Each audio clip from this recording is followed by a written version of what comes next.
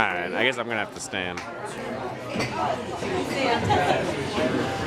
Everybody think, holy shit, she was whispering into this. Everybody thank Katie for the intros and for hosting this evening.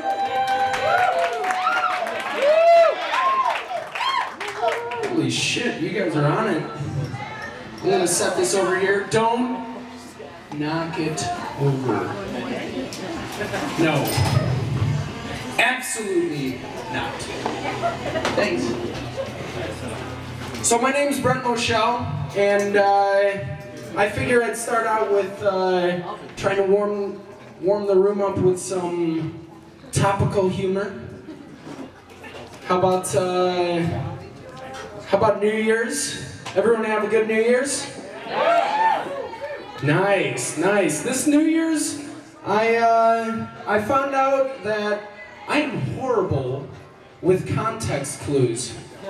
They don't help me at all. I found out because I attended a party downtown.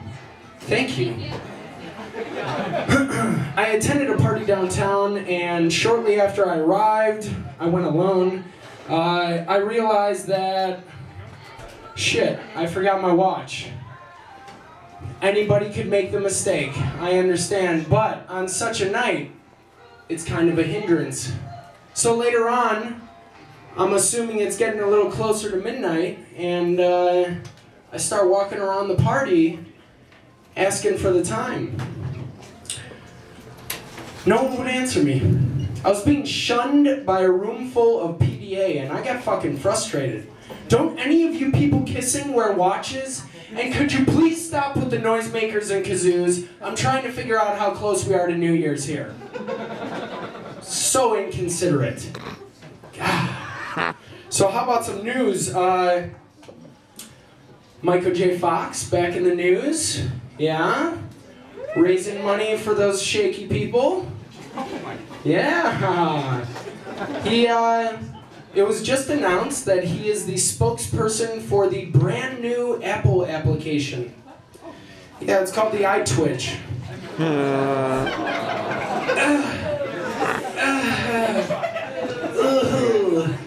So, recently I got my friend to go get help, right? Because when your friends are in need, you gotta be there for them.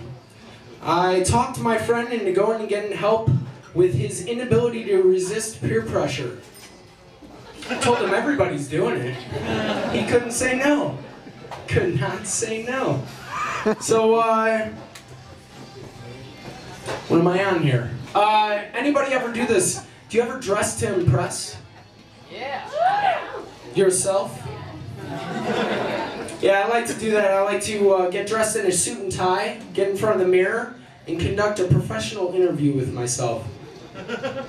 The only problem is I never know what questions to ask when I ask myself if I have any questions for me. So, okay, salary always comes up. Yeah, sure, what's the job pay? Well, as an employer, I tend to lowball myself to see if I have the balls to negotiate back. Because really, that's what I'm looking for. Someone who has the self-confidence to stand up for themselves. To themselves. But when I see the figure that I presented to me, I tell myself I must be crazy if I think that I'm going to be working for such paltry wages. And I storm out of his office. My office. Which may or may not also be my bathroom. Enraged, I yell out at me, I'm finished. I'm gonna make damn sure that I never work in this town again. Yeah. No, I am a very diligent worker, and a dream proved this to me. The other night I had a dream that I was working in the most generic, gray, gigantic factory you've ever seen. I was toiling my ass off. I don't know what the fuck we were making, but it was hard work. I woke up parched, go to get a drink of water, and I lay back down in bed, and I felt like I had to go to sleep as soon as possible so that I could get back to work. So I finally get back. All of a sudden I got my my boss in my face reaming me out for napping on the job, and I got fired on the spot. So here I am, checking out the newspapers and the Craigslist list postings to find a job. So I sent in my resume to a job posting entitled Dream Job. I got the job, going for the first day, and I'm at the same fucking place. You gotta be kidding me. Dream Job. Wow. I gotta admit though, I wouldn't mind, I thought about it, I wouldn't mind being a bum. Yeah. I wouldn't mind if I had a shiny silver trumpet. I could see it now. Shiny silver trumpet. And I'd go around playing my trumpet for those who could spare some change.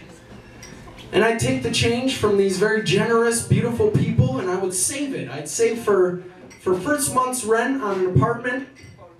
Of course, there couldn't be a security deposit because I'm a bum. There's no way. But, you know, I'd get in an apartment and then I'd probably look for a job so I could prolong eating and living in shelter. And then I'd, you know what, fuck the whole bum thing. I think what I'm trying to say is I want a trumpet. I think that's what I'm getting at there. No, I have a job. I work as a server in a restaurant. And the other night, I was closing up a check on a table and going and cleaning up after him. And I looked down, I saw a little drug baggie. Now inside, I'm thinking, jackpot! But I had to cover up my emotions. Don't let anyone see that. Bend down. Nonchalantly, nothing's going on here. Pick up the baggie, go straight back to the server station where I would examine my prize. It was an extra button for a suit jacket. So I snorted that shit and it was crazy. Snort a fucking button. I don't even know if that's like a name for a certain amount of anything. I don't. No, I'm not that into illicit drugs, but I will tell you, I smoke cigarettes like it's going out of style, which it is. And my manager at work, he tells me that I should quit. Those things are gonna kill you. Well, we're all gonna die at some point, right?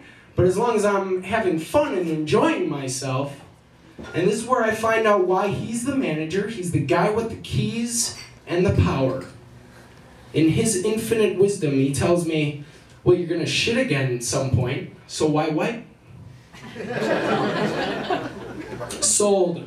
Never wiping my ass again. You just saved me minutes off of my life, which I'm gonna need.